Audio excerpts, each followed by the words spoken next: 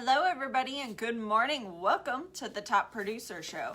So our mission is to educate and train servant leaders. Our vision is to create financially independent achievers, and our purpose is to help people grow. And right now we're going over one of John Maxwell's books, if you want to hold that up for everybody. Change Your World, Jeepers. Can't remember which book we're on. Anywho, before we jump into the next chapter, we are going to invite some people onto here. And this is always a long process. We wish that we could just do select all, but we cannot.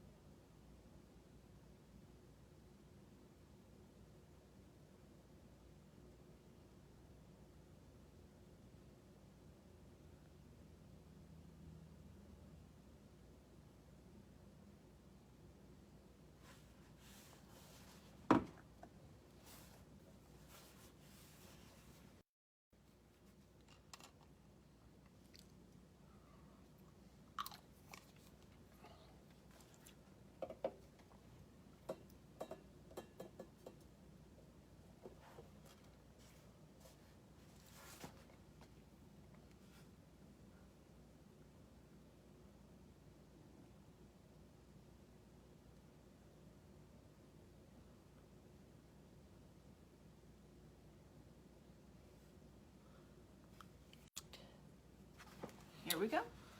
Okay, Angela is here. Hello, hello. I see Mexico. I just can't tell. Hello from Mexico. Benny Boyles.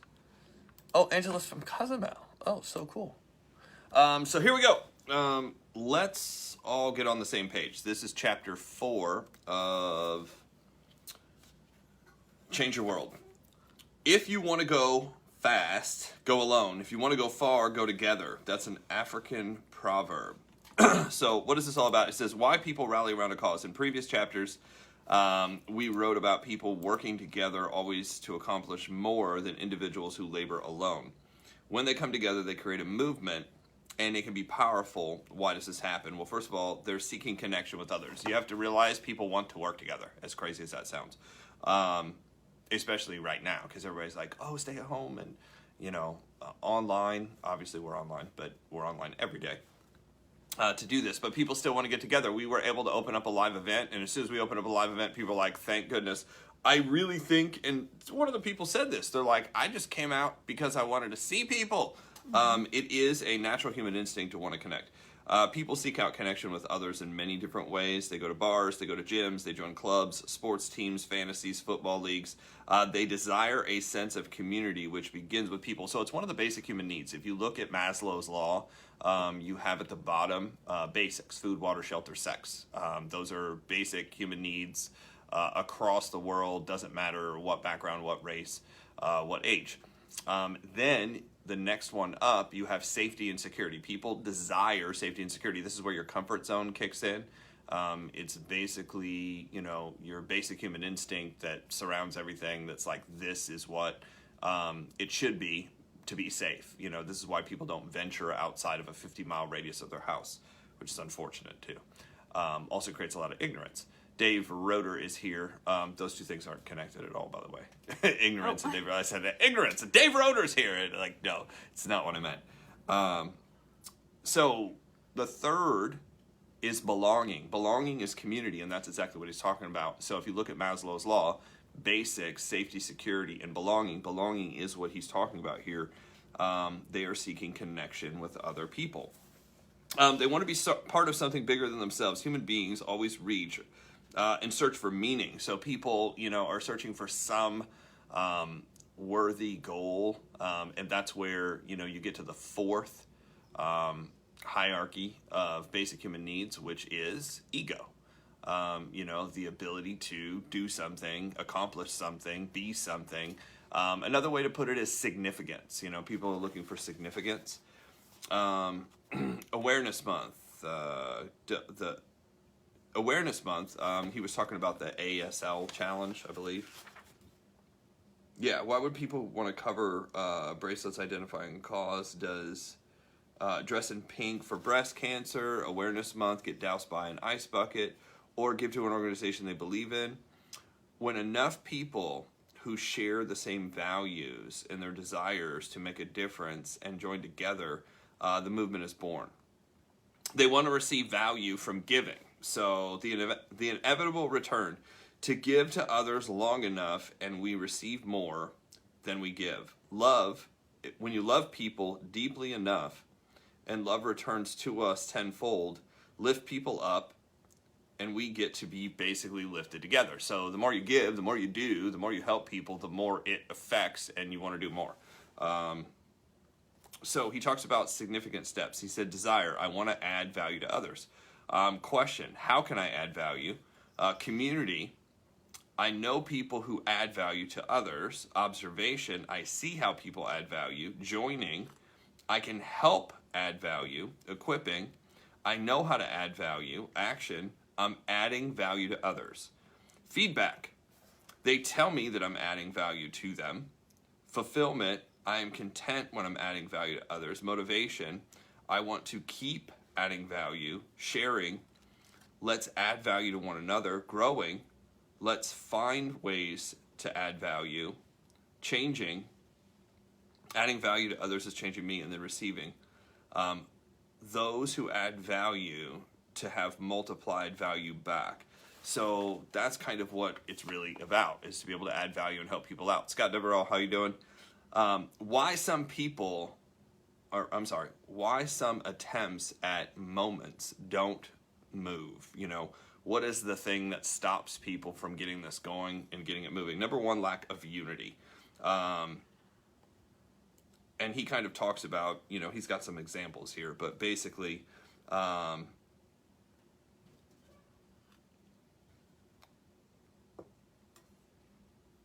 lack of unity basically comes down to you don't have a focused goal or mission, and people are kind of all running in different directions. Just because you're angry at something, angry with no focus just basically eventually erodes down. He kind of gives a couple different examples here that I'm not going to go into because basically it gets political.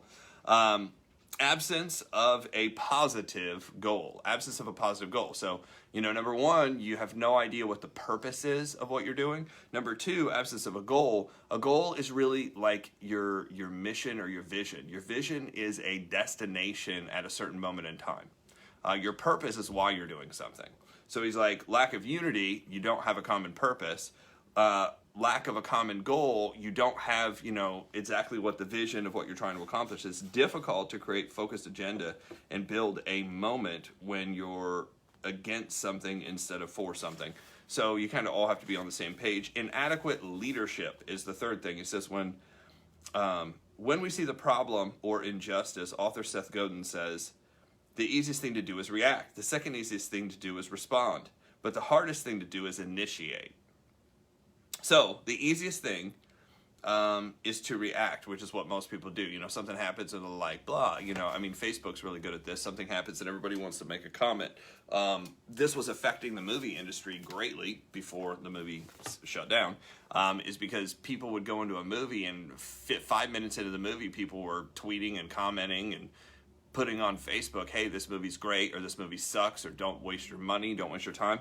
And the ratings were just like all over the place. The reason being is the movie industry dictated the ratings for a long time. You know, they would go to certain people and say, hey, talk about this movie, it's really good. You know, whether they were paid or not, that's questionable. I don't know if they were paid. My guess is they were paid, but if you paid enough critics off, you could probably get some pretty good ratings on your movie, and then everybody would go see it, and the movie sucked. Now it's like the people have a lot more power to be able to say, hey, here's what's really going on. So, transformational moments aren't successful and sustainable unless they are led by transformational leaders. So leadership is everything. They're forced into great leaders as they move with others to make a difference. Lack of organizational support. at some point, for a movement to be sustainable, it needs people who will support it organizationally. This is true in any direct sales company, right? You have a leader that's like, okay, I'm willing to do the work. You start putting in the work, you start recruiting people, you start sponsoring people. What's next? Well, now you have a bunch of people on board. Now you have to train them. Not only do you have to train them, but you have to give them training that's not just you. Why? Because you're not available 24 hours a day, 7 days a week, and people's schedules are 24 hours a day, 7 days a week. So you have to build some kind of system around that. If you don't have any organization with that system, meaning it's not the same place, it's not the same time, it's not something that they can count on. It's weird. People want variety, but the first thing people want is what? Consistency. That's the number one thing that people look for, consistency. I want to know this is consistent. I want to know it's going to be here. I want to know that I can count on it. Whether boring or not is kind of unimportant, because I've seen people go to a lot of boring trainings for years, but consistency is very high on the list at some point. For a movement to be sustainable, it will need people to support it organizationally. So eventually you start building these meetings. Well, if the meetings get quite large, you need help. You need somebody for the door. You need somebody to greet people. You need somebody for setup. You need somebody for announcements. You need somebody for introductions. Obviously, you don't want that all to be the same person, but in the beginning, it's probably all the same person. People have no idea what it takes to set up an event or a meeting. Thinking money is the answer. There's one other roadblock that can keep people from a potential movement moving forward. I believe if we just had the money, our problem would be solved. Throwing more money at something doesn't necessarily fix it. Obviously, we've seen that in our lately in our government. Money will not automatically create a movement. Transformation cannot be bought. And he actually used a couple examples of people who tried to use money just to, grab a political position and crashed and burned right away. It didn't work. Money will not automatically create a movement. So how transformation happens. And he's got 5 symbols. He's got basically a waterfall, a ladder, holding a heart, shaking hands, community, and a bridge. So he said it starts with a waterfall top down. It requires leadership. Transformation begins with influence, and influence always flows from the top down. So everything starts with a leader. Everything starts with a leader. The leader must be involved. In John Maxwell's company corporate training division, we saw the truth play out when an organization edged out our team to train their employees. The number one indicator of whether the training would work was the level of involvement by the leaders. It says transformational begins with influence, and influence always flows from the top down like a waterfall. It never goes upward. Interesting, right? Next is the ladder. Bottom up, it encourages mobility. While influence flows down, transformation climbs up. That's why we associate it with a ladder. So obviously you've got to give the instructions all the way down, but then you have to go to the bottom and help the newest person make it happen. And that's really what direct sales is about, right? I mean, you've got leadership that's been in the industry for 10, 20 years, and they have to go to the bottom and help the newest person get it and understand and bring them up to speed, so that way you can get the next person involved, bring them up to speed. I mean, it's just over and over and over again, right? Your present circumstances don't determine where you can go. They merely determine where you start. Nindo Quibin. Okay. We saw a shift from survival thinking to significant thinking play out during COVID-19. So he talks a lot about like what's going on currently. It's really interesting. Teachers offered their classes for free online. There was actually a lady that in the place that they were at, the school shut down, she actually put a whiteboard in the back of a pickup truck and drove around to the rural areas and basically got kids together and started teaching them. I don't know if it was, the best classroom setup in the world, but it was at least a classroom setup. Do what you can. Neighbors shared necessities like food, water, toilet paper, Stores offered special hours for elderly and medically fragile. Restaurants offered free delivery. Neighbors basically sang to one another in balconies from Italy. People donated large amounts of cash to stock up food. Employees found ways to continue paying wages even after the workplace shut down. Neighborhoods put up Christmas lights. Musicians performed online concerts. People bought gifts, and politicians complained and still got paid. I mean, that's basically what happened. So there was generosity of spirit among humankind, except for in government. So this kind of positive, unselfish spirit is what Martin Luther King described and said as a true revolution of values will soon cause us to question the fairness of justice of many of our past and present policies. So it makes you kind of look over things. The next is the heart. Inside out, it embraces values. So what you're really looking for is people who care. You know, I mean, that's basically what he says in this chapter. It's not just about money. They may seem like as a lofty goal. How could it become reality? And you're going to have to give heart into it. It's going to take that emotional side to be able to make something happen. Join hands, side by side, it desires partnership. So this is where you're going out and actually physically doing the teamwork, is you have to partner up with people and physically go out and do the work. Which is why I'm trying to get together with people on a regular basis and share with them how we text message people, because I created a text message system to be able to recruit with, and it's working. It's actually working with people who really have never had a lot of success inside of the industry and probably under normal circumstances wouldn't have done extremely well. And this will allow them to succeed past some of the people who have done really, really well. It says, as I've worked to lead transformational efforts in places around the world, my organizations have always focused on using partnerships. So you're looking for the people you can partner with to be able to build something significant. As the challenge escalates, the need for teamwork elevates. So as things get harder, you need more people. If you want to make more money, if you want to build a bigger organization, if you want to go faster, you're going to need more people. But in saying that, the initial people you gather are usually watchers. Mm-hmm. They're usually watchers, meaning they're not going to do shit. They're going to watch what's going on. They're going to evaluate. They're going to question. Meanwhile, you just keep adding to that group, adding to that group, adding to that group. What will happen is that group of watchers gets big enough where you've actually made some significant money. And then what's really interesting that will happen is you'll get somebody who actually is a producer and go, how did you do this?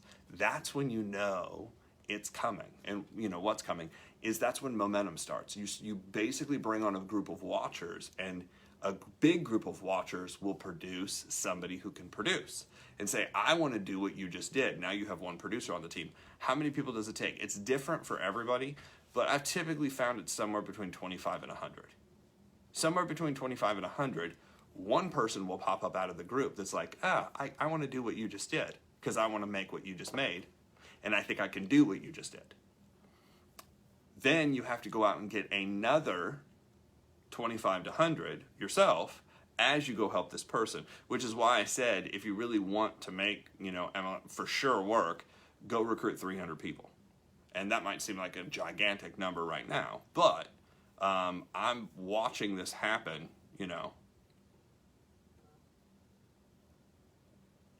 We're having to hear your entire conversation. What's that about? I don't know. So that's what's working. And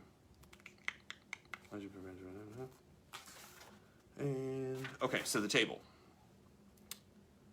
The table. Few to many, it enables growth. Few to many, it enables growth. The birth of transformation starts in the hearts of the individual, and the growth of movement happens around a table. Mass movements don't begin with the masses. It begins with a small group. The table that you put together, it's kind of like the round table, right? Knights of the Round Table. They're making decisions. Mass movements don't begin with masses. It begins with a group of people who basically lay this out. They lay out the vision, they lay out the mission, or they lay out the mission, they lay out the vision, and then they lay out the purpose of why they're doing what they're doing. And if people are like, yeah, I feel that way too, that's when you get engagement. Jeanette, hello. I have an appointment at 2 o'clock with Rob. Okay. This concept of transformational table is so important to changing your world that Rob and I have declared an entire chapter to it. So one of the chapters is all about, the round table and basically what you're doing. The bridge, here to there, it leads to transformation. The ultimate goal of any movement is to create a better future. It starts with good values. Good values creates growth. Growth creates transformation. Transformation creates a movement creates change, and change helps us basically cross over into a better future.